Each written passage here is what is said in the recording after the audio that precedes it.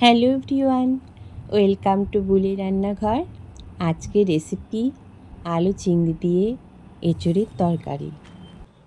কড়াইটা গরম হলে একটু বেশি পরিমাণে তেল নিয়েছি।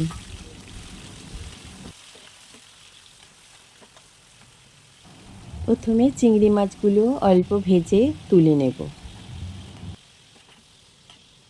এখানে পুরো রান্নাটাই আমি সর্ষের তেলে করেছি। এবারে এই তেলের মধ্যে দুটো তেজপাতা ও গোটা জিরে ফোড়ন দেব।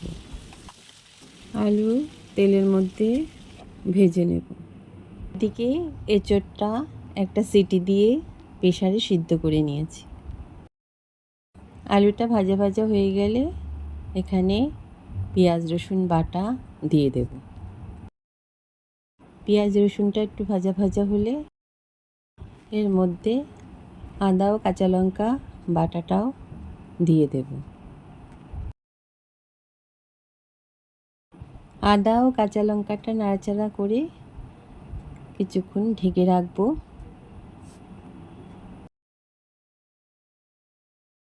মশলাটা একটু ভাজা ভাজা হলে, যে কোনো তরকারিতে দেখবি চিংড়ি মাছ দেবে, একটা আলাদাই টেস্ট লাগে। এর মধ্যে এক এক করে সমস্ত গুঁড়ো মশলাগুলো দিয়ে দেবে, যেমন হলুদ গুঁড়ো, লঙ্কার গুঁড়ো, জিরের গুঁড়ো, ধনের গুঁড়ো দিয়ে দেব। এই কাঁঠালের এঁচোড়ের তরকারিটা একটু মাখা মাখা হলে ভালো লাগে। ঝালটা আমি পরিমাণ মতন দিয়েছি। যারা বেশি ঝাল খায় তারা বেশি ঝাল দেবে। পরিমাণ মতন নুনও দিয়ে দেব। এবারে সিদ্ধ করা এঁচোড়গুলো দিয়ে দেব।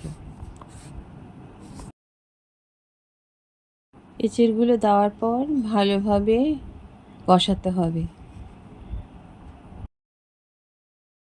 বন্ধুরা, তোমরাও এইভাবে রান্না করে দেখতে পারো, ভালো লাগবে। ভালোভাবে কষিয়ে এবারে এর উপরে ঢাকা দিয়ে দেব। ঢাকাটা তুলে এবারে ভেজে রাখা চিংড়ি মাছগুলো এর উপরে দিয়ে দেব।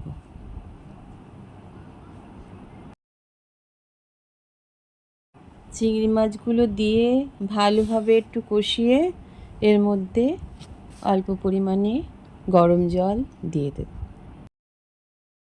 এই এঁচোড় রান্না করতে সবথেকে কষ্টের বিষয় হলো এঁচোড়টাকে কাটা। যাই হোক, হাতে তেল মেখে এঁচোড়টাকে টুকরো টুকরো করে ফ্রেশভাবে কেটে নিয়েছি। এই এঁচোড়ের তরকারি তুমি সব কিছুতে খেতে পারবে, এমনি এমনিও খেতে পারবে, রুটি পরোটা তরকারি দিয়েও খেতে পারবে, ভাত দিয়ে খেতে পারবে, ভালোই লাগে। আমার আবার পাকা কাঁঠাল থেকে এই এঁচোড়ের তরকারিটাই বেশি ভালো লাগে। পরিমাণ মতন গরম মশলা দিয়ে দিলাম।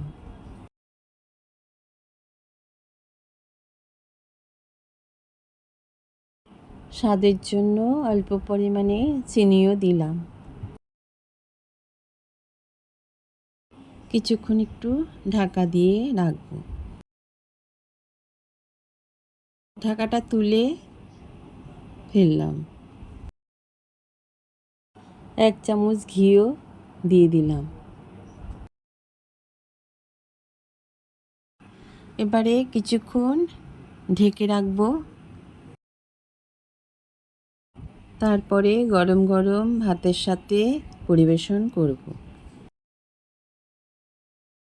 বন্ধুরা, তোমাদের যদি এই রান্নাটা ভালো লেগে থাকে তবে একটা লাইক ও কমেন্ট করতে ভুলো না। তোমরা সবাই ভালো থেকো।